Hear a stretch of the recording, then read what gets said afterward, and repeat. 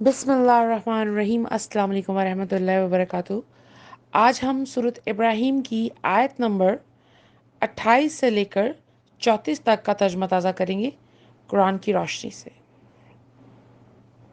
क्या आपने उन लोगों को नहीं देखा जिन्होंने अल्लाह ताला की नेमत को नाशुक्री से बदल डाला और अपनी कौम को तबाही के घर में उतारा, यानी जहन्नुम, जिसमें वो दाखिल होंगे। अल्लाह अकबर। और वो बहुत बुरा ठिकाना है बेशक। और उन्होंने अल्लाह ताला के शरीक करार दिए ताकि लोगों को इनकी राह से बेकार। अब इससे ये ज़ाहिर हुआ कि उन्होंने अल्लाह तबारक व तआला के माज़अल्लाह शरीक ठहरा दिए थे, जो लोगों को मतलब ऐसे अल्लाह माफ़ करे उनके बहकाने के लिए, उनके इरादों को पुख्ता ना करने के लिए, उनकी सोच को बदलने के लिए। कह दीजिए फ़ायदा उठा लो, बिल आखिर तुम्हें दोज़ख में जाना है।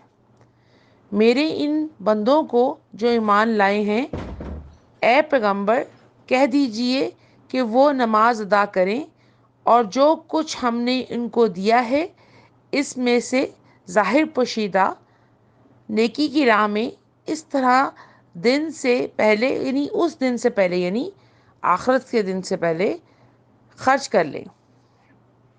या अपने जैसे कह सकते हैं कि अपने आखिरी सफ़र से पहले पहले, ठीक है,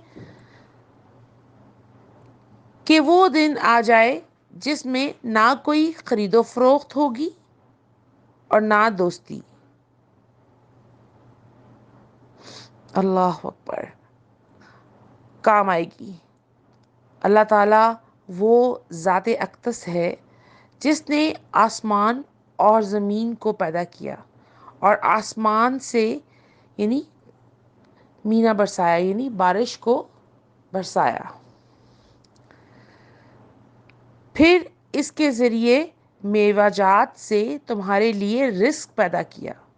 बेशक कश्ती तुम्हारे लिए ताबे फरमा कर दी, यानी ताबे कर दी, ताकि वो समुंदर में इस हुक्म से चले, और नहरें भी तुम्हारे ज़ेरे फरमान कर दी, और सूरज चांद जो रवा दवा हैं और रवा दवा हर वक्त रहते हैं, तुम्हारे लिए फरमाबरदार बना दिए। अल्लाह अकबर। और रात और दिन को भी जो कुछ तुमने इससे मांगा इसने दिया। अगर तुम अल्लाह ताला की नेमतों को शुमार करना चाहो तो ना कर सकोगे। बेशक बेशक इंसान बड़ा जालिम नाशुक्र करने वाला है।